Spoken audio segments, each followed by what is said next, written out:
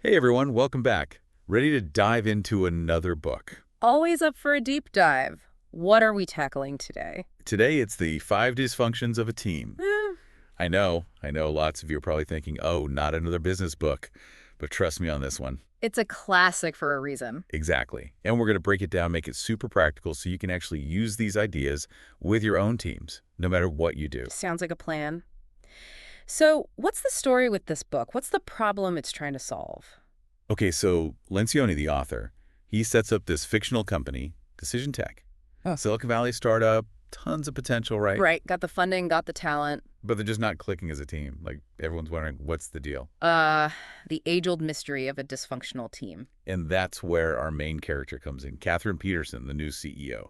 They brought her in to fix things, get this team on track. So, what's her brilliant plan? Well, she decides to take this whole executive team on a retreat. A retreat. Seems a little cliche, doesn't it? Yeah. And to make things even more interesting, she takes them to Napa Valley. Napa Valley. Okay, now that's interesting. Wine and team building, not your typical corporate retreat. Right. I mean, would you want to unpack all your team's dirty laundry with a side of Cabernet? Only one way to find out, I suppose. True.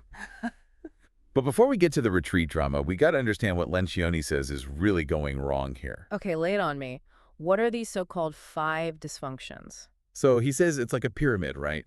Or maybe a Jenga tower, pull the wrong block out at the bottom, and the whole thing collapses. And at the very bottom, the foundation of any team is trust.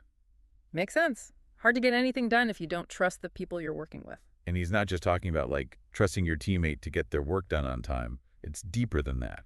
It's about being vulnerable, admitting your weaknesses, being okay with asking for help. Ah, I see. So if there's no trust, what happens? Well, that's where the second dysfunction comes, in fear of conflict. Conflict, as in like arguments and shouting matches? Not exactly. He's talking about healthy conflict, the kind where you can debate ideas openly and honestly, without worrying about hurting someone's feelings or getting shut down. Okay, so it's less about the conflict itself and more about the fear surrounding it. I can see how that would be a problem. Totally. And this is where things get really interesting, because when you're afraid of conflict, you end up with Go on. a lack of commitment.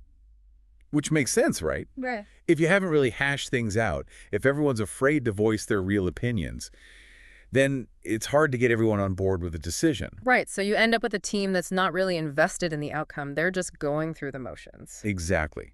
And when there's no real commitment, people start avoiding accountability. Because why hold yourself accountable if you weren't truly committed in the first place? It's a recipe for disaster. And finally, at the very top of this dysfunction pyramid, we have Drum roll, please. inattention to results. So basically, everyone's so caught up in their own little world, their own goals, that they forget about the team's overall objectives. Bingo! Mm. And that's the 5 dysfunctions in a nutshell. So picture this Decision Tech's executive team stuck in Napa, about to face their own dysfunction. No pressure, right? Well, Catherine doesn't waste any time. She kicks things off with this really direct speech like, look, you're all brilliant, but you're failing as a team. Talk about a buzzkill. I bet those Napa vineyards suddenly felt a whole lot less appealing. I'm sure, but she had to lay it on the line. She knew she couldn't fix anything unless they all acknowledged the problem. Okay, but how do you even begin to fix that? Where do you even start? Well, Catherine thought the first step was getting them to open up, be a little vulnerable. She knew they wouldn't trust each other if they didn't see each other as, actual human beings. Okay, that makes sense, but like how? Trust falls over a Chardonnay. Not quite. She had them do this exercise. Each person had to share a personal story, something about their background, their struggles. Oh, wow. Talk about putting yourself out there. I would be terrified. Me too. But apparently it worked. People started to connect, let their guards down a little. Okay, so progress. A little team bonding over shared vulnerabilities. It seemed like it. But then came the feedback exercise. Uh-oh, yeah. Those can go sideways fast. This one definitely did. Remember Mikey, the VP of marketing? Yeah, she did not hold back. Let me guess, brutally honest to the point of being hurtful. Basically, like cutting people down, dismissing their ideas. Classic dysfunctional team behavior. Yeah. So what did Catherine do? She tried to redirect, but it was like trying to herd cats. Mikey was not having it. I feel like that happens a lot in teams. You've got that one person who's just disruptive. And sometimes you have to make a tough call. It's like Catherine said earlier, sometimes you have to make a tough call. Remember that story she told about Fred? Oh, right, Fred, the top performer who was also a total jerk. Exactly. Catherine learned the hard way that sometimes even brilliant jerks can poison a team. And I think that story really stuck with the team. Yeah, it makes you wonder if Decision Tech has any Freds of their own. Well, things were about to get even more interesting because right in the middle of all this, Decision Tech gets an offer to acquire another company, Green Banana. Green Banana, what kind of name is that? It does sound a little strange. Yeah. Anyway, that's where we left off with Decision Tech facing this major decision about whether to acquire Green Banana. So we're back with Decision Tech, and they're facing this huge decision about Green Banana. On the one hand, potential for growth, more money, all that jazz. But on the other hand, it could distract them from the progress they've been making as a team. Tough call. So what happens? Do they go for the Green Banana? Well, there's a lot of debate, some tense moments, but ultimately they decide to pass. Wow, really? They walk away from the deal. That's a bold move. It was, but it showed just how far they'd come. They were finally starting to function like a real team, making decisions based on what was best for the group, not just individual ambitions. Okay, but that doesn't mean their problems are magically solved, right? Definitely not. They still had their share of challenges. Remember Brendan from IT? Oh, right, Brendan.